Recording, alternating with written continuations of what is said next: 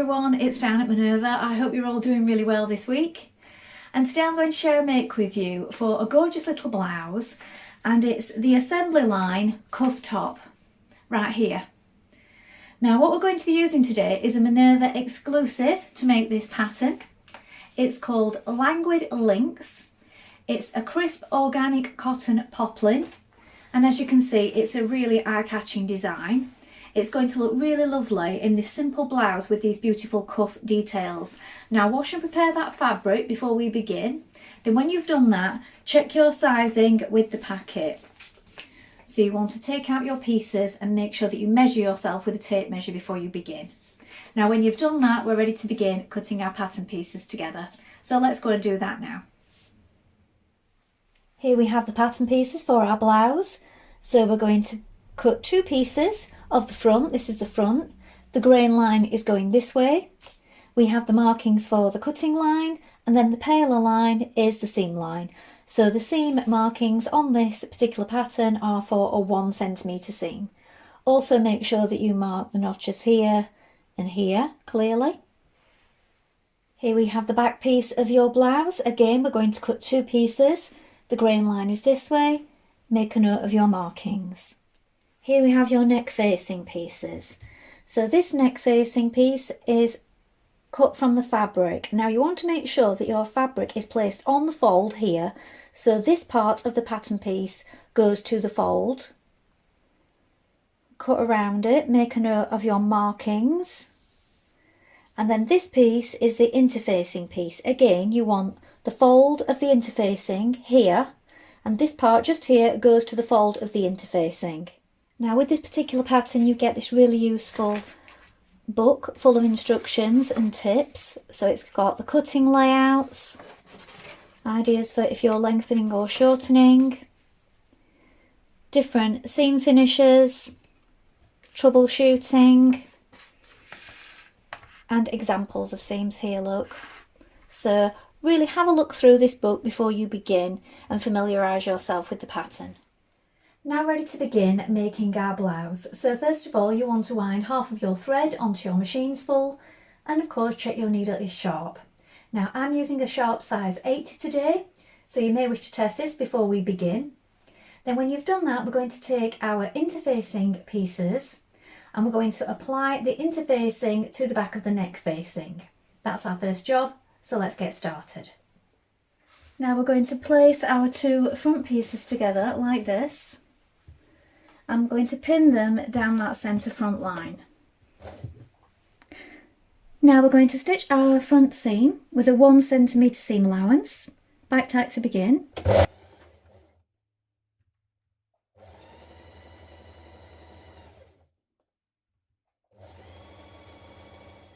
Now with your seam completed, either overlock or zigzag finish the edge and press it to one side.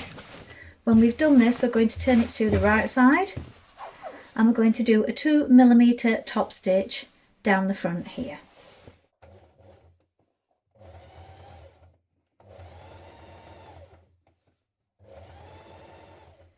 Now place your two back pieces together, right sides facing, and pin down that back central seam.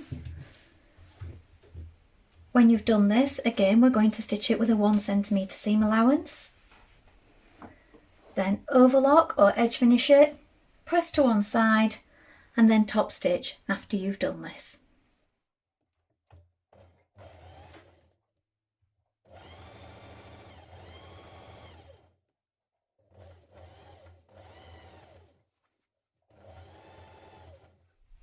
Now place your front and back pieces together, right sides facing, and we're going to pin it at the shoulders like this. Make sure that you match up the neckline correctly. You have this little lip here, which is your 1 centimetre seam. Now we're going to stitch that shoulder with a 1 centimetre seam. Then when we've done that, we're going to overlock or edge finish it and press it flat.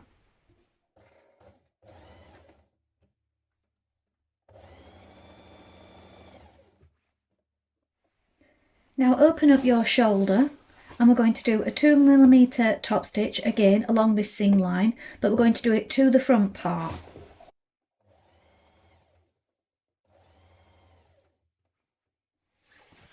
overlock or edge finish the bottom of your sleeves. Then when you've done this, take your facing, your neck facing, overlock the outside edge and also the centre back points here. Now sew the centre back seam allowance of the neck facing with a 1 cm seam.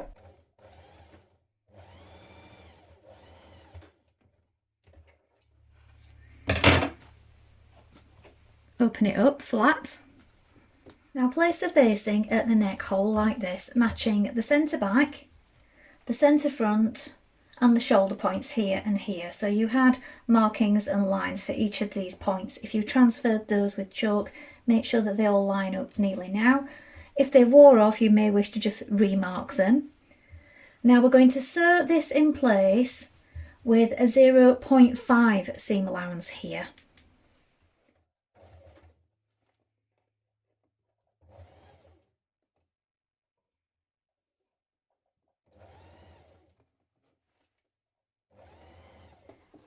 Snip carefully around your neck curve and then press the seam towards the interfacing or the facing piece on the inside, and we're going to understitch it close to that seam that you've just stitched on the inside of the facing here.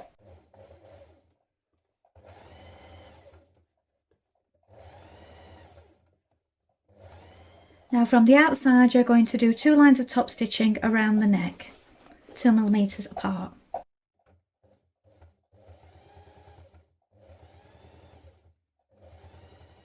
Now at each side of the shoulder here, you want to add some support stitches. You can either do that on the inside with hand stitches, or you can stitch here in the ditch through the seam, just here.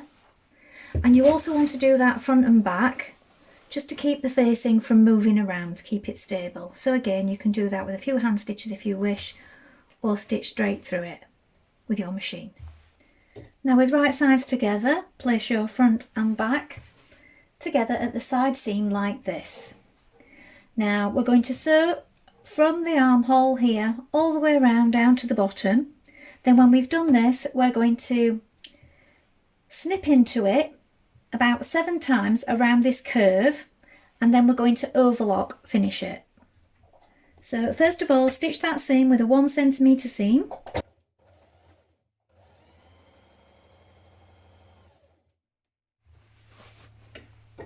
Now be careful not to cut too close to your stitches.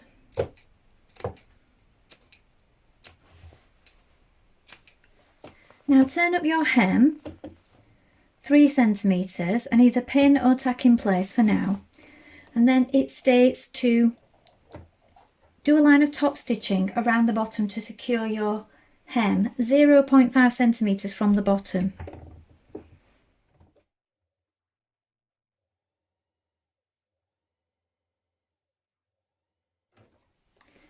Now cut yourself 2 lengths of elastic.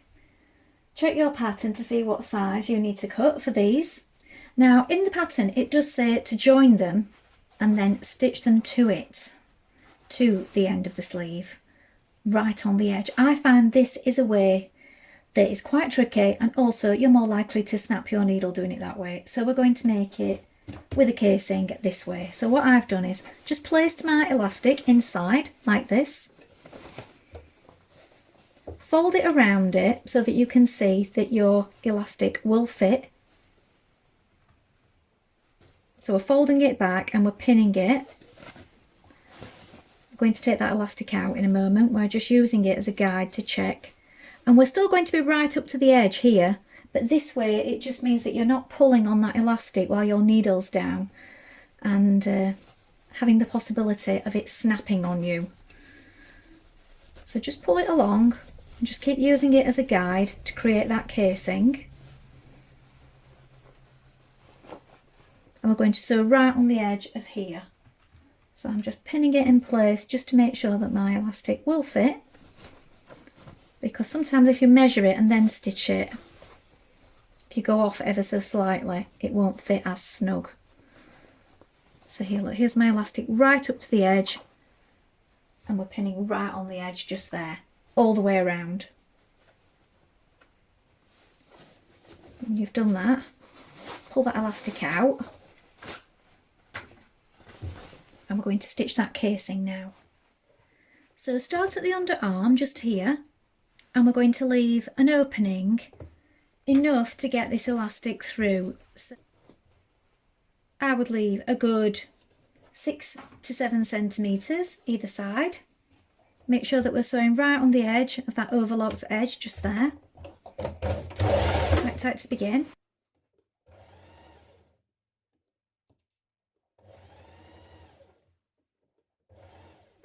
Now use a large safety pin and pull that elastic through. Even it up as you go. As you can see, it pulls through quite easily because we've got just the right amount, because we measured it with that elastic, so we can see that it's going through nicely. Now when you get to this side and you pull the other side of the elastic through, you want to overlap them and stitch them down flat like this. So pull it out so you've got plenty to play with. We're going to overlap it here and stitch it down.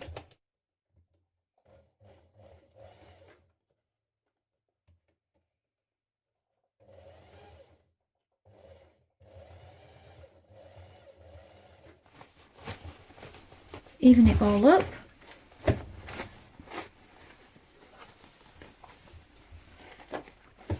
And then close your hole here. So you may want to do this from the right side to make sure that you get in that same line of stitching. And then it does recommend in the book, pattern book, to just press over the top so that your creases are nice and flat. And as you can see, you still get that nice finish, but I just find that this is a better way of doing it, and you're less likely to break your machine needles this way. So here is the finished top.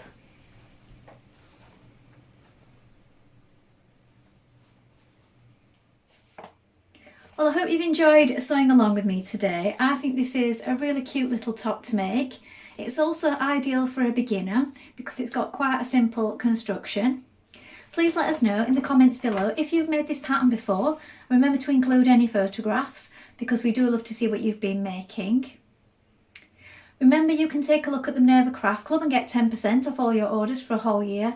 And don't forget, you can also create a free account with us to join in with our wonderful worldwide sewing community.